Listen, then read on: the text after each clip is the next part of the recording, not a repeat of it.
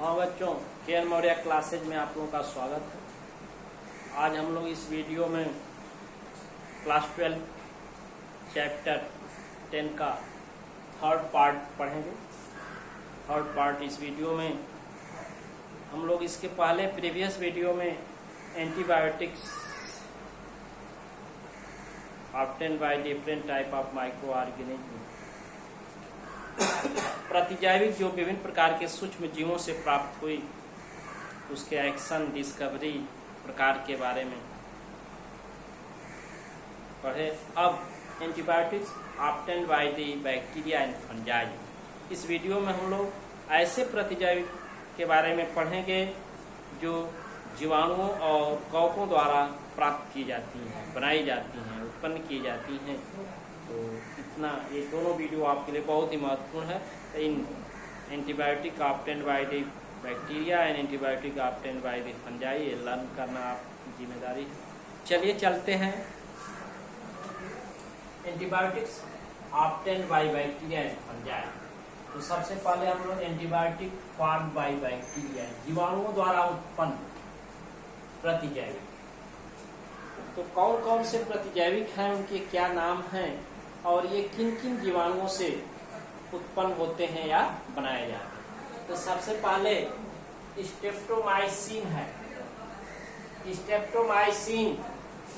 Streptomycin प्रतिजैविक जो होती है, स्ट्रेप्टोमाइसिन एंटीबायोटिक्स, यह जो जीवाणु है Streptomyces gracious bacteria, Streptomyces gracious bacteria द्वारा स्ट्रेप्टोमाइसिन प्राप्त की जाती है। इसे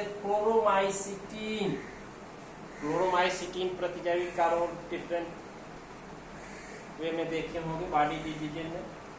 ये भी स्ट्रेप्टोमाइसिस वेनेजुएली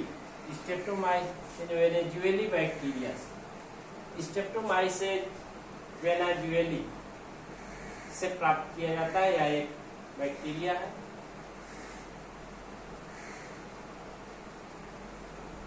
टेरामाइसिन एक प्रतिजैविक ये भी है, Terramycin antibiotic obtain by the Streptomyces rimosus. Streptomyces rimosus bacteria है जिससे टेरामाइसिन प्राप्त होती है। देख रहे हैं कि स्ट्रेप्टोमाइसिस स्पीसीज है, बैक्टीरिया की जो स्ट्रेप्टोमाइसिस स्पीसीज है उससे बहुत से प्रतिजैविक प्राप्त होते हैं। उसकी विभिन्न जातियों से, डिफरेंट स्पीसीज से डिफरेंट एंटीबॉडी ऑब्टेन हो रही है। टेरामाइसिन हो गया, थायरोथ्रीन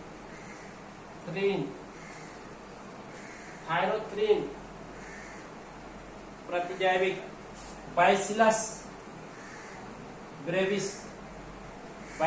ब्रेविस से नामक बैक्टीरिया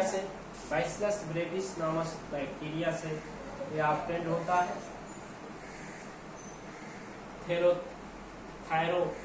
थायरोथ्रीन। अब एरिथ्रोमाइसिन बहुत ही महत्वपूर्ण एंटीबायोटिक है। एरिथ्रोमाइसिन प्रतिजैविक स्ट्रेप्टोमाइसिस एरिथ्रियस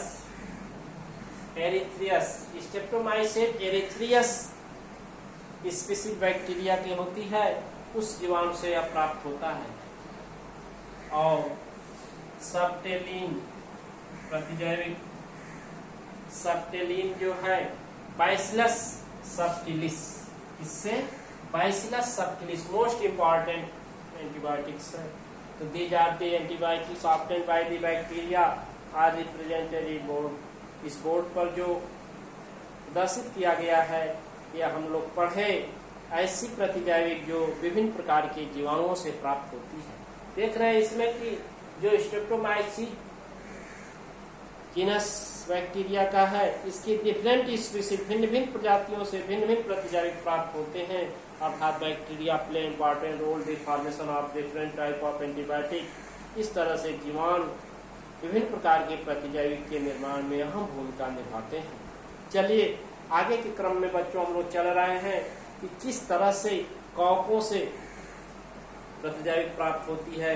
ये हिस्ट्री है, इतिहास है कवक के बारे में कि प्रथम प्रतिजैविक जो अलेक्जेंडर फ्लेमिंग के द्वारा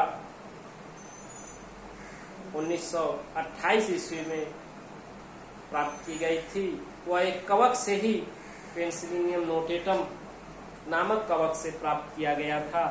तो सबसे पहले जो प्रतिजैविक प्राप्त हुई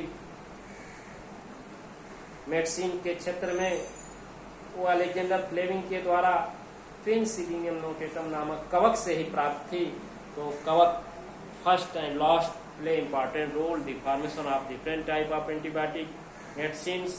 कवक पहले से और अब तक ही बहुत ही महत्वपूर्ण जो है ये रोल अदा करते हैं प्रतिजैविक के निर्माण में। तो चलते हैं एंटीबायोटिक्स फॉर्म्ड बाय फंजाई, कवकों द्वारा उत्पन्न प्रतिजैविक, ऐसी प्रतिजैविक जो कवकों द्वारा तैयार की जाती है।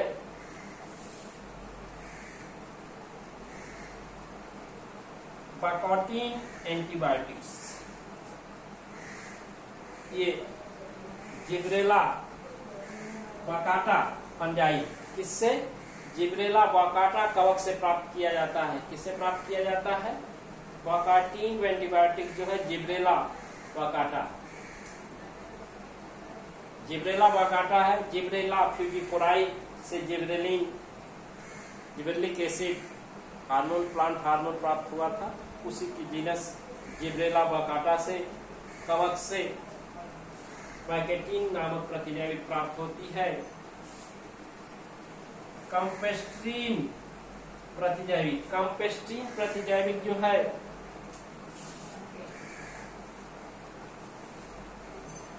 साइलियोटा कंपेस्टिस, किससे? साइलियोटा कंपेस्टिस नामक कवक। साइलियोटा कंपेस्टिस इंपॉर्टेंट फंजाई है जो गिव द कैपेस्ट्रीन एंटीबायोटिक। तो साइलोटा उसमें पी साइलेंट है, देख रहे हैं। तो साइलियोटा कंपेस्टिस द्वारा कंपेस्ट्रीन नामक प्रतिजैविक प्राप्त होती है। अब सिफेलोस्पोरीन, सिफेलोस्पोरीन नामक प्रतिजैविक बच्चों, सिफेलोस्पोरीन नामक प्रतिजैविक, सिफेलोस्पोरियम एक्रीमोनियम, सिफेलोस्पोरियम एक्रीमोनियम नामक फंजाई से सिफेलोस्पोरीन नामक प्रतिजैविक प्राप्त होती है। फ्यूमेजिलिन, फ्यूमेजिलिन क्या है? ये भी एक महत्वपूर्ण प्रतिजैविक है जो स्पर्जिलस की स्पीशीज फ्यूमिगेटस, स्पर्जिलस फ्यूमिगेटस नामक कवक से प्राप्त होती है। स्पर्जिलस फ्यूमिगेटस नामक कवक से यह फ्यूमेजिलिन नामक प्रतिजैविक तैयार की जाती है। अब पेनिसिलिन, इसके बारे में बताना नहीं है, जान रहे हैं। पेनिसिलियम नोटेटम, पेनिसिलियम नोटेटम नामक कवक से यह एक महत्वपूर्ण कवक है जो discovery of antibiotics and formation of antibiotics में इम्पॉर्टेंट रोल अदा किया था। लैब वर्क ही कर रहे थे अलेक्जेंडर फ्लेमिंग, तो अपने प्लेटों पर देखे कोई बैक्टीरिया ग्रो नहीं कर रहा है। क्यों ये बैक्टीरिया इस प्लेट पर आज ग्रो नहीं कर रहा है? स्टेफिलोकोकस बैक्टीरिया था जो ग्रो नहीं कर रहा था। तो देखा उस पर कुछ कवक का अटैक हो गया था उस प्लेट पर, और वो कवक पेनिसिलियम नोटेटम था, और उस पेनिसिलियम नोटेटम कवक में ये पेनिसिलिन रसायन था जिसके कारण वह बैक्टीरिया की डेथ हो गई और बैक्टीरिया ग्रोथ नहीं कर पाया। उस प्लेट के सर्वे से पता चला कि इस विशेष प्रकार के कवक में विशेष प्रकार की रसायन है पेनिसिलिन, जो उस बैक्टीरिया के ग्रोथ को चेक कर दिया, रोक दिया। इस तरह से यह पेनिसिलियम नोटेटम कवक प्रथम प्रतिजैविक पेनिसिलिन की खोज में अलेक्जेंडर फ्लेमिंग को नोबेल प्राइज तक पहुंचाने का श्रेय देती है। सबसे महत्वपूर्ण कवक है अब रेमेसिन नामक प्रतिजैविक म्यूकर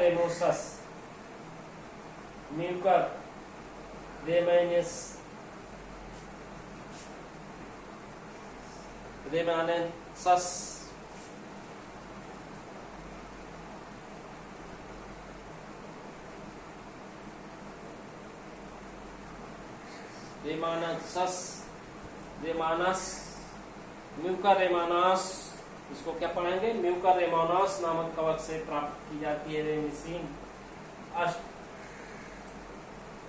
अस्टिलेजिक एसिड महत्वपूर्ण एसिड है, एक्ट एज एंटीबायोटिक्स या एसिड एंटीबायोटिक के रूप में कार्य करती है। अस्टिलेजिक एसिड जो है अस्टिलागो